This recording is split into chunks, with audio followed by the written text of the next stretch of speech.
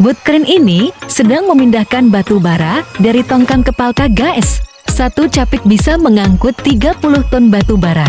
Satu tongkang berisi 18 ribuan ton batu bara. Palka yang seperti kapal induk itu bisa memuat 100 ribu ton lebih batu bara.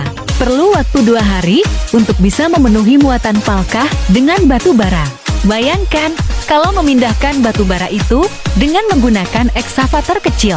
Pasti butuh waktu berbulan-bulan sampai palka terisi penuh.